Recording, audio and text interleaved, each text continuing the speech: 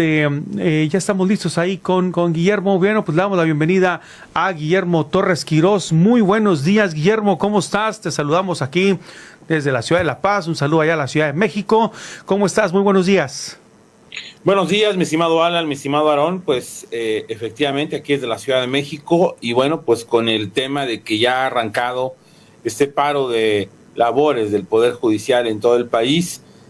Hace unas horas se decidió ya este paro después de que se llevó a cabo un proceso de votación entre los trabajadores y bueno, pues esto obviamente ya tuvo reacciones por parte del presidente en la conferencia mañanera y bueno, pues va a ser sin duda el tema de estos días. Así es, pues de hecho aquí tenemos reacciones en nuestras plataformas, Guillermo, que le voy a dar lectura para darle el inicio a este análisis. Dice, sí, Claudia Sheinbaum insiste en la reforma judicial y si esta reforma se ejecuta de manera impune, traidora y criminal por parte del Senado y de la Cámara de Diputados, hay que convocar una consulta popular para que el pueblo rechace esa iniciativa y ese decreto, y la consulta popular es para mandar el rechazo de lo que pretenden hacer. ¡Viva México! Todavía pone aquí. Pues precisamente lo estábamos analizando al inicio de este espacio informativo, Guillermo, Aarón y un servidor, donde pues ya está el comunicado, lo tenemos aquí también el comunicado, donde el día de hoy estalla la huelga al tema del Poder Judicial. El día de ayer, inclusive aquí en la ciudad de La Paz, hubo ahí un evento donde estuvo Batres aquí, ¿no?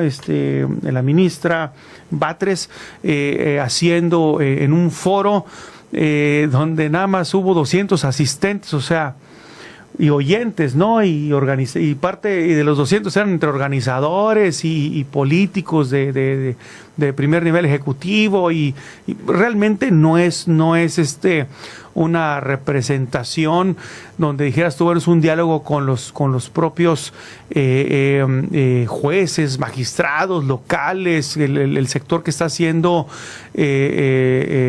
al que le van a pegar prácticamente, y por eso es que se estalla la huelga, y pareciera que nada más estos eventos, Guillermo, salvo, no sé si coincidas conmigo, nomás es como para que vean que sí cumplimos, para que vean que sí hicimos una consulta, pero en realidad no es una consulta. Vienen y dan y dicen lo vamos a hacer, y me llama la atención que lo único que ellos dicen es que porque ganan mucho dinero y pues no pueden ganar mucho dinero, y por eso la reforma nada más la presentan en que les van a bajar el sueldo a todos los magistrados, y que es prácticamente lo único que van a hacer, porque es lo único que ellos dicen que por eso la van a hacer, pero en realidad esto no es lo único. Guillermo, tiene otros fondos y trasfondos.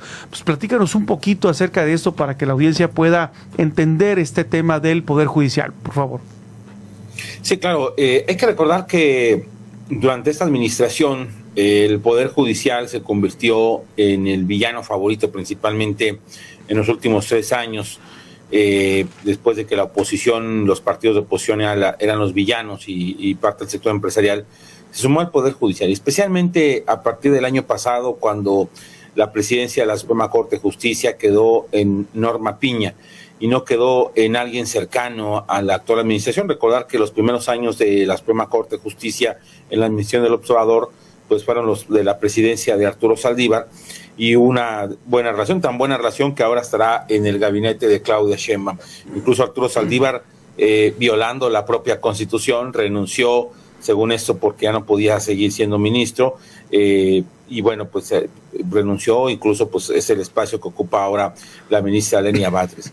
La reforma al Poder Judicial va más allá del tema de elegir a los magistrados, es un tema de modificación de prácticamente todo un poder, desde su vida interna, por ejemplo, quitarle funciones al Consejo de la Judicatura Federal, al propio presidente de la Corte, modificar las conformaciones, y también viene de fondo otros temas, la reforma a la ley de amparo, en el cual las personas simple y sencillamente no podrían especialmente las empresas, las personas morales, ampararse, por ejemplo, si un gobierno les deja de pagar por algún motivo, como hoy en día a veces pasa, pues se pueden amparar y terminan siendo beneficiados, pues porque la justicia y la ley así es muy clara. La reforma trae otros elementos mucho más de fondo sobre el funcionamiento de un poder judicial que logró su autonomía en la reforma 95-96, precisamente en el gobierno de Ernesto Zedillo. Eliminar, por ejemplo, parte de eliminar, por ejemplo, las salas de la Suprema Corte de Justicia, y también dentro de toda esta propia dinámica, pues hay algunas trampas que se han metido ahora. Por ejemplo, si se quieren retirar bien los ministros, tendrán que renunciar a su cargo y competir, y algunos otros detalles. Ahora, también hay que decir que hubo una gran simulación a todo esto. Se crearon estos foros de diálogo en los cuales eran reclamos entre el Poder Judicial y el Poder Legislativo, es decir, entre los promoventes de este tipo de reforma. Pero lo que se busca en el fondo es eso, que el Poder Judicial quede limitado a las funciones del Poder Ejecutivo y que cualquier persona pueda acceder a estos cargos, tomando en cuenta que, y aquí hago una aclaración, no es que el Poder Judicial sea perfecto ni que el Poder Judicial sea santo, sino que hay una realidad, hay una carrera del Poder Judicial, hay una serie de caminos que ha costado mucho a México ir contribuyendo y construyendo esto. Les digo, son casi apenas pocos años de que se llevó a cabo esta reforma al Poder Judicial, cuando antes era totalmente una Suprema Corte, por ejemplo, que estaba alineada al Poder Ejecutivo. Una vez que se logró todo esto en estos últimos años, estamos regresando a muchos años para atrás con esta reforma. Y más allá de quitarle, por ejemplo, los beneficios a los trabajadores, parte del problema de los trabajadores que se van ahora a paro es eso, que se le están quitando fideicomisos, que le están quitando algunos de los beneficios que han ido ganando conforme el tiempo, pues ahora se quedan totalmente limitados. En otras palabras, esta propuesta de reforma al Poder Judicial lo que está buscando es eliminar la dinámica propia del Poder Judicial como hoy en día la conocemos. Y lo peor de todo es que podemos ver casos como el de Javier Corral, donde la justicia local pueda contravenir una orden de aprehensión proveniente de otro estado, simple y sencillamente porque es mi aliado político, lo defiendo y voy hasta el responsable de despacho a sacarlo del lugar en donde lo iban a detener. Así de claro y así de sencillo. La utilización del poder político es lo que podríamos ver con esta reforma al Poder Judicial. Y bueno, pues como estamos viendo que posiblemente la conformación del Congreso sea con esta mayoría pues sobre representada, pues bueno, es posible que se apruebe esta nueva conformación y por lo tanto esta reforma al Poder Judicial. ¿Qué tal, Guillermo? Buenos días, ¿cómo estás? Mi estimado Aarón. Bien, fíjate que estaba leyendo la noticia de cuando el discurso de la presidenta electa Claudia Sheinbaum, y se dirige a los empresarios y le dice no se preocupen por la reforma del Poder Judicial. Busca ella tranquilizar para que no se muevan los mercados, ¿no? Yo creo que ese fue el mensaje que está mandando, ¿no? Claro, no, sí, hay que recordar que desde el minuto 1, después de que ganó, cuando se cae la bolsa, cuando se entera que va a haber mayoría calificada, pues rápidamente la reacción fue anunciar varias medidas para que haya tranquilidad para el mercado. Sí hay un miedo muy claro de qué es lo que puede llegar a pasar con el mercado. Sí existe un miedo a que es no quedarse sin inversiones, pero también hay un tema de cumplir con el capricho. Yo empecé diciendo que es el villano favorito del Poder Judicial, y que López Obrador le ha metido todas sus baterías a este tema, y que es prácticamente, vamos a ver, el último mes con esta nueva legislatura, la 66, pues a López Obrador aprovechando esta situación y sacarle el mayor de los jugos posibles en ese tema que parece un estilo de venganza política. Claudia Sheinbaum no es tonta, no va a buscar pelearse con los empresarios, pero al mismo tiempo tiene que cumplirle a su padrino político, y eso es algo que va a tener ella entre la espada y la pared. Pero en el fondo yo no veo que vaya a haber una pelea con el poder económico real, porque obviamente se necesita al poder económico real. Sí, pues de ahí salen los programas sociales, ¿no? De ahí salen los sueldos también. Los sueldos, de ahí salen de la misma burocracia, o sea, y lo hemos dicho aquí en este espacio, Guillermo, quizá coincides con nosotros, pero un gobierno federal o estatal o municipal, no son empresarios, no generan empleos. Los empleos los generan los empresarios. O sea, ellos nada más son administrativos. Es lo que tiene que entender la gente, que si le das cierta cantidad de dinero, ellos son los encargados de administrarlo nada más. No, Alan, te equivocas. Compraron la salinera, la nacionalizaron. Ahí están toneladas de sal ahí. Sin vender. Sin vender. Sí, hay que recordar que la función del Estado pues es precisamente el de administrar, y en gran parte es administrar nuestros impuestos, y en gran parte es administrar pues todos los recursos para aplicación de políticas públicas que beneficien a la sociedad. Pero ¿qué pasa cuando se quiera extralimitar las funciones del Estado? Cuando el Estado quiere hacer cosas que no necesariamente están en su propio ADN. Y recordar que pues viene esta dinámica de estatista, de que el gobierno es el que debe de manejar absolutamente todo, y tienes como enemigo al empresario, al que le sacas el mayor jugo posible, pero se convierte en tu enemigo en el discurso. Y bueno, pues aquí es donde son esas contradicciones, y repito, tienen mucho que ver con un tema ideológico que tristemente es parte de lo que esta administración ha querido hacer y ha querido marcar. Sí, Guillermo, un apunte aquí. Vemos cómo le va a la CFE, cómo le va a Pemex, donde son realmente son entes administrados por el Estado, que todo el tiempo están perdiendo dinero, que siempre tienen que ser parte del presupuesto para estar inyectando y no se vayan. En quiebra ya están, pero pues nosotros mismos somos que por parte del presupuesto sostenemos para que ese quiebre no se dé como tal, que ya hubiera pasado en cualquier empresario, hubiera quebrado y hubiera sido un problema, como lo ha pasado con aerolíneas, ¿no? Bueno, ya también tenemos aerolíneas. Ya tenemos aerolíneas, trenes. Bienestar, ¿no? Ya, bueno, vamos avanzando, ¿no? Pero en ese sentido, Guillermo, curiosamente le dice a los empresarios, hey, no se preocupen, tranquilos, no va a pasar nada. Pero después de que dice eso, dice, la política de seguridad sigue siendo la misma, y los empresarios, en una encuesta que se presentó a nivel nacional por parte de la Coparmex, hablando que es un ente empresarial, la semana antepasada, decía que el 53%, aquí dimos esta nota, de los empresarios al menos habían sido afectados por la extorsión, hablando del 53% del gremio empresarial de la Coparmex, había denunciado extorsión o cobro de piso, como luego se le conoce. Entonces, pues, ¿qué mensaje das? Estén tranquilos, no se preocupen, sigan invirtiendo, que su dinero va a estar bien seguro en México, pero después de que termine ese discurso, entra con el discurso de seguridad que dice, seguimos con la misma estrategia porque no queremos violencia en el país, sino que queremos paz. Ahora AMLOlandia se convierte en Sheinbaumlandia, ¿o cómo está la cosa, Guillermo? No, a ver, es una realidad, y lo vimos en la toma de la constancia y en el discurso. Estamos viendo continuidad. El tema es un gobierno de continuidad.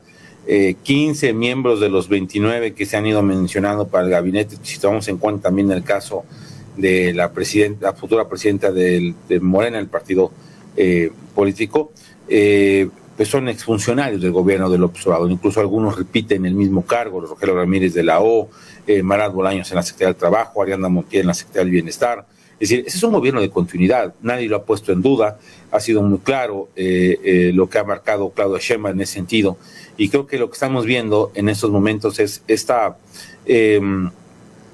consagración de un modelo de gobierno. López Obrador, lo he dicho aquí muchas veces, nunca ha mencionado la palabra sexenio.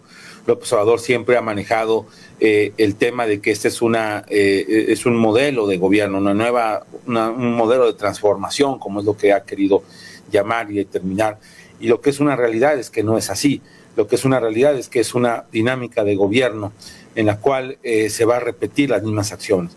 El eje central, los programas sociales, cero combate a la inseguridad, una economía medio disfrazada, en el sentido de que se permite la inversión, pero al mismo tiempo criticas a los inversionistas y sujeta a ciertas dinámicas. Lo que hemos visto en los últimos días ha sido penoso, por ejemplo, cómo el gobierno mexicano no ha querido, ha jugado, por ejemplo, con Venezuela en este tema de las elecciones, aunque no ha reconocido oficialmente a Nicolás Maduro, pero sí le ha dicho, ha estado en el paquete de los que dicen pues que la autoridad electoral de Venezuela dé a conocer los resultados. Es decir, estamos viendo un gobierno mexicano con su propio ADN y que se va a repetir en ese sentido. No veo yo un cambio, sino veo una continuidad totalmente en la narrativa, en el discurso, en la forma de hacer las cosas. Y lo estamos viendo hace apenas unos minutos, cuando el presidente López Obrador ha dicho que los trabajadores del Poder Judicial son una bola de paleros, que los trabajadores del Poder Judicial están a favor de los privilegios de las cabezas del Poder Judicial. Es decir, la narrativa de confrontación sigue. Hemos visto los discursos de Claudio Sheinbaum y sigue esto. Y no creo que vaya a haber una gran transformación. Será todavía ese discurso, porque es el que les ha ido funcionando en estos momentos. ¿Cuándo cambiará ese discurso? Posiblemente cuando haya algún momento político en el que la propia Claudia Sheinbaum tenga que decidir si seguir siendo, en ese sentido, la copia calca de López Obrador, o si ella tendrá su propia personalidad. Pero por el momento lo que hemos visto es que no es así. Tal vez habrá uno que otro cambio cosmético, pero lo que es una realidad es que Claudia Sheinbaum, pues ella abiertamente ha dicho que el mejor presidente de la historia es López Obrador y que ella va a buscar la continuidad de esta administración.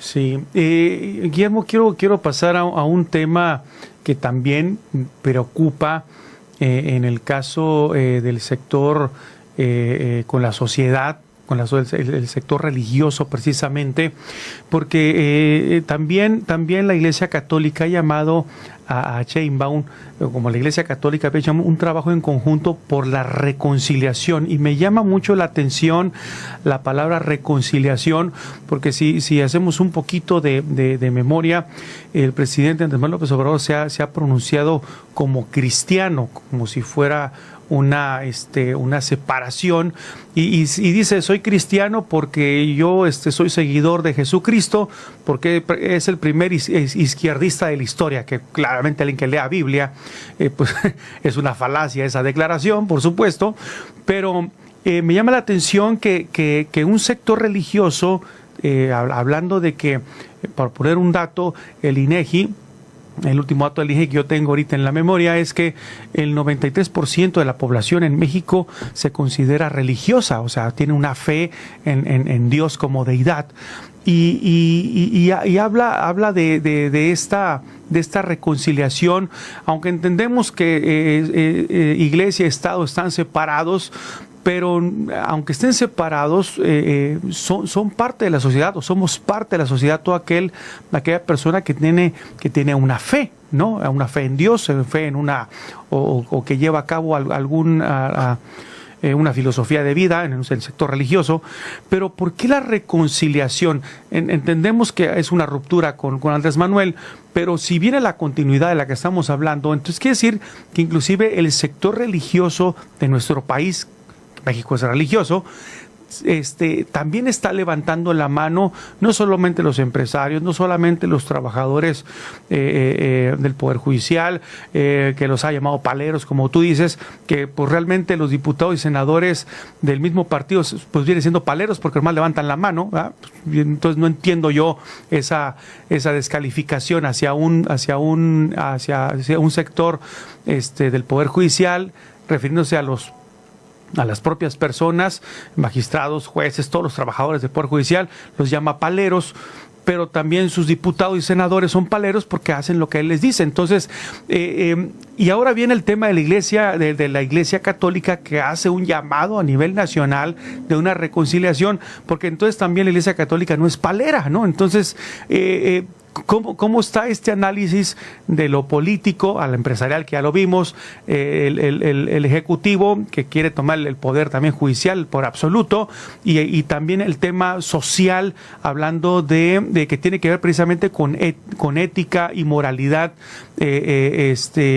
como lo representa la fe en todas las religiones, pero que va específicamente ahorita con el tema de la Iglesia Católica, que es un número importante de ciudadanos representados ahí, que están también sintiéndose que no hay un gobierno que garantice la libertad de fe religiosa en este caso.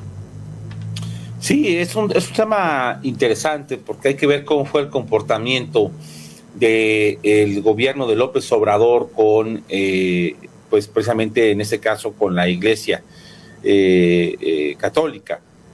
Prácticamente hubo un cero diálogo, o mejor dicho, no hubo diálogo, solamente hubo con López Obrador solamente un encuentro formal entre los obispos mexicanos, y fue ya al final de esta administración, en la última asamblea general que tuvieron los obispos, y en el que no hubo diálogo, solamente él habló. Para López Obrador, el único vínculo con la Iglesia y comunicaciones con el nuncio apostólico, que es el representante del Papa, en ese caso en México, y bueno, pues hubo en esa administración 2 nuncios, el primero, Monseñor Coppola, con el que López Obrador tuvo una muy buena relación, y después Monseñor Salvatori, que es un poco más, digámoslo, más diplomático y un poco más discreto, no es tanto de luces y reflectores, y por lo tanto su política exterior es distinta. Y bueno, pues la Iglesia Católica nunca pierde la fe y la esperanza, y por eso constantemente llama a la reconciliación. Es un mensaje no solamente dedicado a López Obrador y a esta administración, sino es un mensaje constante que trata de hacerlo. Hay una realidad, hay una baja en la profesión de la religiosidad en México. Tú mencionabas un 93% religioso, ¿no? Ya es un 90%, el 10% de los mexicanos se declaran abiertamente como no religiosos, que no creen absolutamente en nada. No que crean en alguna de, no creen en nada. 10 millones de personas es un número importante, considerable, y bueno, pues en este caso sí, no hay las mejores relaciones con la Iglesia, por esto que acabo de mencionar, porque ha habido, digamos, esa dinámica un poco de confrontación. La Iglesia, más que nada, ha sido muy clara, la Iglesia Católica ha sido muy clara de cuál es el papel que debe tener el gobierno hacia la profesión religiosa. Y recordemos que hubo un momento clave, que es el asesinato de estos 2 sacerdotes jesuitas en la Tarahumara de Chihuahua. A partir de ahí la Iglesia empieza a tomar un protagonismo más fuerte, a señalar que la estrategia en el tema de seguridad ha fallado. Y recordar, la Iglesia fue muy crítica también en su momento con Felipe Calderón por la lucha contra el crimen organizado. Incluso se crearon los talleres por la paz. También fue crítica con la corrupción de Enrique Peña Nieto. Y bueno, ahora pues lo hacen hacia esta figura. Y efectivamente, López Obrador se declara cristiano, pero es una cosa rara que se puede simplificar en el nombre de su último hijo, Jesús Ernesto, el dicho públicamente que se llama Jesús por nuestro Señor Jesucristo y Ernesto por Ernesto Che Guevara. López Obrador es una combinación en su pensamiento, influido por el socialismo cristiano, que fue esta fórmula de este poeta Carlos Pellicer, que fue uno de los primeros políticos que le dio una oportunidad a López Obrador y que se ha ido fortaleciendo a través del tiempo. Es decir, este llamado que se hace a un tema de reconciliación creo que es válido ante un momento en el que efectivamente sí estamos viendo una separación importante, cuando estamos viendo un alejamiento en ese sentido. Y tan solo el día de ayer se dio a conocer que fue asesinado Isaías Ramírez, un sacerdote que se encontraba ya en Jalisco y que bueno, fue asesinado. Es decir, la práctica de la libertad religiosa va muy de la mano con la práctica pues de la vida, y creo que es grave si una sociedad no tiene la oportunidad de poder expresarse libremente y tener esta dinámica. Hemos visto cómo también ha surgido pues esta dinámica, este punto de si tú estás en contra, por ejemplo, de lo políticamente correcto, te castigan, eres castigado en la sociedad, eres señalado, te van a poner el dote de intolerante. Entonces, bueno, creo que es un tema bastante complejo, pero que de alguna manera estamos viendo cómo se ha utilizado también el observador, es el presidente que más ha utilizado con fines religiosos su discurso. Hace señalamientos a las parábolas, hace señalamientos a pasajes bíblicos, evangélicos, y bueno, no le da pena decirlo. ha hecho muchos mensajes al respecto y creo que también es parte de esta dinámica muy particular de un presidente con una mezcolanza en su pensamiento. ¿Qué tal, Guillermo? Lo que me llamó a mí la atención fue desde el momento en que tomó posesión de la presidencia, en la escena donde están pues todos los chamanes, la ceremonia esta indígena que se hace, y al fondo se ve el templo católico. Y también veo que pues la Conferencia del Episcopado Mexicano sigue adelante con su diálogo nacional por la paz, pero también se están viendo que desapariciones de sacerdotes. En este caso pues ya comentaste que lo encontraron asesinado. La denuncia del sacerdote de Michoacán, recientemente también están denunciando el tema del cobro de piso, dan nombres también, y bueno, también eso es una sentencia de muerte de ese sacerdote que valientemente está dando a conocer nombres del crimen organizado, pero pues también está ya exponiendo su vida, ¿no? Así es. Sí, la verdad es que ustedes lo saben mejor que yo, la lucha pues por la libertad en toda la expresión de la palabra causa martirio en ese sentido, ¿no? Lo hemos visto con cuántos reporteros, cuántos periodistas han sido asesinados por tratar de buscar la verdad y decir la verdad. En ese caso también pues vemos ese caso de estos sacerdotes y de esta dinámica de estos que han denunciado lo que ha estado pasando. Y bueno, pues es parte de la práctica y del papel que tiene que tener en ese caso el ministro al momento de ser, pues dentro de su esencia de formación profeta, ¿no? Cualquier ministro, cualquier posición tiene que ser profeta, tiene que ser de alguna manera alguien que llama hacia el tema de la verdad. Y cuando ves un gobierno que ha dicho constantemente mentiras, pues tienes que reaccionar de esa forma, y por eso lo vemos con mucha claridad en ese sentido, cuál ha sido el papel, cuál ha sido la dinámica que se ha estado generando al respecto. Así es. Cambiando un poquito la dirección de esta charla, Guillermo, estuvo por ahí en Nuevo León ahora el fin de semana ahí el presidente Andrés Manuel y con Claudia Sheinbaum, y algo que menciona el presidente, dice: se llevaron su tenga para que aprendan, ¿no? O sea, sigue causando el tema del divisionismo, que el que no está de acuerdo con él pues no es bienvenido. Lo acaba de declarar con Javier Milei, que va a estar este fin de semana estará en la Ciudad de México. Dijo: no lo voy a recibir porque no me gusta su forma de ser, y como no me gusta cómo piensa, no lo voy a recibir. O sea, es decir, el voto argentino no me interesa, ¿no? Aunque lo eligieron legalmente, por mayoría, yo no lo reconozco, ¿no? Pero si a él lo eligen aquí por mayoría, es la voluntad del pueblo mexicano. Entonces sí merece ahí la parte del reconocimiento. Entonces, pues para empezar, como lo comentábamos Aarón y un servidor la semana pasada, pues en ese sentido, si no piensas como él o no estás en su movimiento, entonces eres un enemigo. O sea, aquí la libertad de pensamiento no existe: o piensas como yo, o eres mi enemigo, ¿no? Por eso luego, como tú decías la semana pasada, ¿no? Llega Javier Corral: todos tus pecados te son perdonados, bienvenido, ¿no? Pero bueno, por la gira aquí que tuvo en Nuevo León, hace unas declaraciones que dice, se logró fortalecer, dice, el peso, y se apoyó a los más desfavorecidos sin afectar, dice, a empresarios. Y para la gente que no a veces no conoce de economía, o no ha estudiado eso, o no hay el conocimiento necesario, y lo dice: sí, el peso se ha fortalecido y por eso tenemos una moneda fuerte gracias al gobierno. Pero yo sé que tú por ahí tienes otros datos, Guillermo.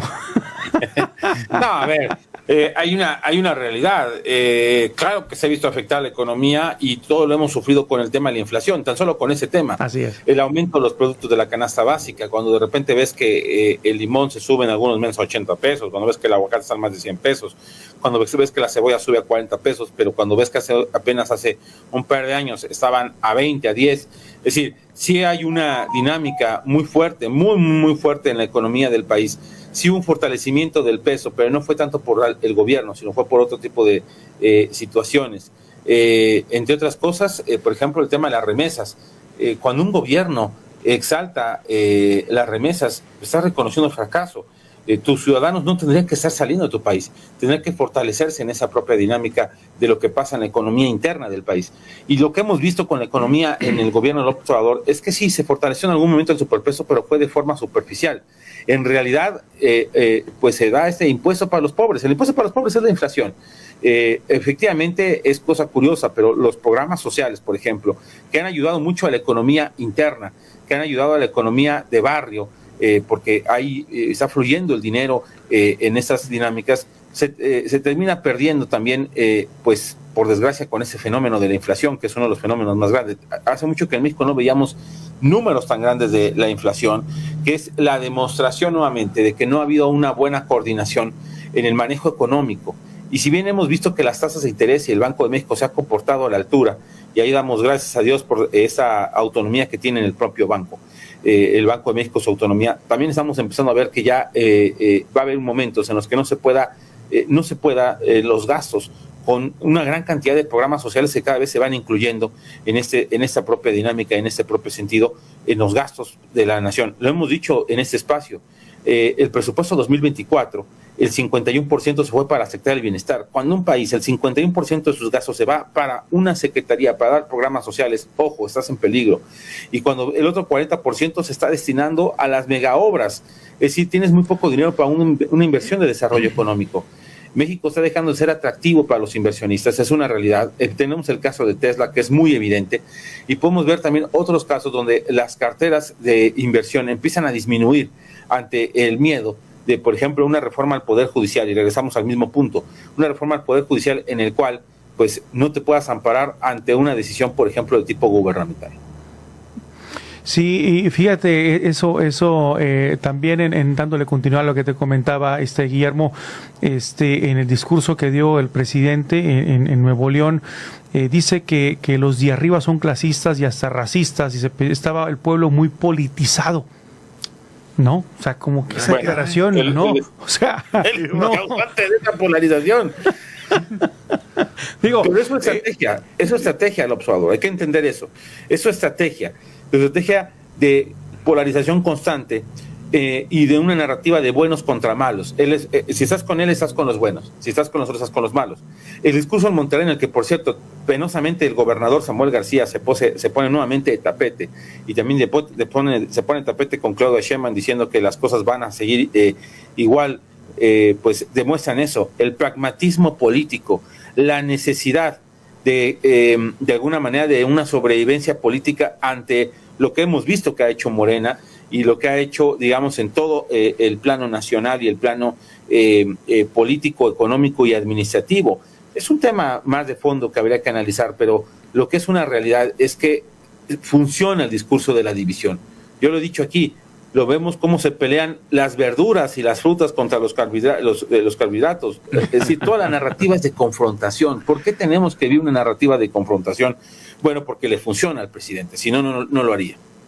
Y eso es clasista, ¿no? O sea, a final de cuentas, si tú dices, no, totalmente. Entonces, si él es clasista, es decir, si estás conmigo, ya está siendo clasista, ¿no? Ya no está siendo, bueno, no, ahora sí que predica algo que no vive, ¿no? Y algo que mencionabas hace un momento, Guillermo, en la punta anterior, el tema de las megaobras. Obviamente, decíamos, Comisión Federal de Electricidad no es autosustentable, Pemex no es autosustentable, y le metes una aerolínea del bienestar, no es autosustentable porque no lo está haciendo, le metes el Tren Maya, no es autosustentable. Por ahí creo que había un análisis donde según al pasaje que mueve diariamente el Tren Maya y con toda la inversión que se hizo, la inversión se recuperaría dentro de 157 años a cómo va trabajando, claro. O sea, lo que dijiste que iba a costar 3 pesos, en realidad costó 1,000,000, o sea, así de la gran diferencia, por poner un ejemplo muy entendible. ¿Qué empresario no invertiría en un tema de infraestructura y ferroviaria y trenes y todo para recuperar su inversión en 157 años? No, queda claro que es otro tema de narrativa, porque te voy a decir una cosa. tú asistes a los lugares donde está el Tren Maya y la gente está contenta. Es más un beneficio. Y bueno, a ver, un ejemplo textual. Yo estoy seguro que parte de la victoria de la gobernatura de Morena en Yucatán se debió al Tren Maya. Es decir, la gente no le importa ese tema. Lo que ellos sienten, lo que ellos perciben están volteando hacia el sur del país, hay aquí una inversión. Nadie le va a meter a una pérdida de esa forma, pero es la narrativa, es distinto, porque la narrativa va en otro sentido, es decir, vean cómo se están cumpliendo estas dinámicas en las que se está tomando en cuenta al pueblo bueno y fiel, el cual está teniendo, entre otros, ese tipo de obras para beneficio de la gente del lugar. Entonces, en el fondo va más un tema por ese sentido, es más un tema totalmente de tipo político que de un tema realmente de necesidad. Pero bueno, si no lo hago, pues no voy a obtener más votos y no voy a seguir teniendo el control de las cosas. Eso es en el fondo lo que vemos con la práctica de lo que ha hecho en esta parte el propio gobierno con esta dinámica de estas mega obras paranoicas para que todo el mundo las vea, queden en esa visualización, pero realmente no te van a traer ningún beneficio. Claro. En el discurso Claudia Sheinbaum también mencionaba llegamos todas, dice la Claudia Sheinbaum. En la administración de la presidenta electa Claudia Sheinbaum, ¿habrá alguna modificación en referente a los programas dirigidos a mujeres? ¿Irá a modificar también su cartera de secretarías donde va a meter más mujeres? Ahí me llama la atención porque también su discurso dice que va a darle continuidad que nunca se va a desmarcar del presidente López Obrador cuando pues ahora sí que lo va a tener que hacer, ¿no? Porque tiene pues más de 15 secretarías con gente del gabinete de López Obrador. 50 más 1 ahorita, si lo puedes poner así, ¿no? 50 más 1 el gabinete, ¿no?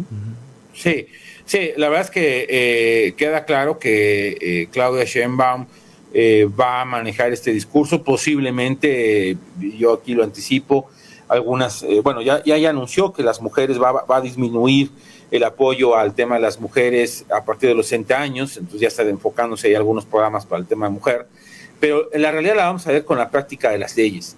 Si va a permitir, por ejemplo, ya un tema grave que es, por ejemplo, el tema del aborto a nivel nacional, si va a permitir ya que esto quede plasmado. Sabemos que ya hoy en día en 14 estados de la República Mexicana se permite el aborto. Estoy mencionando un caso que es muy caso de las defensas de los abanderamientos que tienen los grupos feministas. Es curioso porque es un feminismo disfrazado, porque pues, quien manda en realidad es el propio López Obrador. Y parte de esas imposiciones, aunque le hayan puesto mujeres, pues en muchos casos siguen siendo gente que pues es más leal a López Obrador. Es decir, es falso, digo, es que bueno que llegue una mujer a la presidencia, es bueno, pero de que esto se convierta ya en un cambio total, pues lo vamos a ver ya poco a poco. Yo creo que ella va a meterle algunos matices interesantes, pero lo que es un hecho es que ¿de qué te sirve ser la primera mujer presidenta si va a estar atada a un hombre, en ese caso, a López Obrador? Claro, y bueno, pues para terminar este espacio, Guillermo, me gustaría irme un poquito al plano internacional, que tiene que ver precisamente con las marchas de apoyo en Venezuela que están siendo por ejemplo, en Madrid hubo una concentración impresionante por el tema del aniversario que se está manejando en este país. Y ¿cómo podemos ver este tema de despertar social, por así decirlo, hablando de que han venido viviendo una dictadura ya desde que estuvo Hugo Chávez y ahora con la continuidad de Nicolás Maduro, que viene siendo esa continuidad, ¿no? Diferente personaje, pero es lo mismo. ¿Cómo ve el plano internacional este tipo de manifestaciones? Que obviamente pues el presidente Andrés Manuel apoya completamente a Nicolás Maduro, él sí lo reconoce como presidente.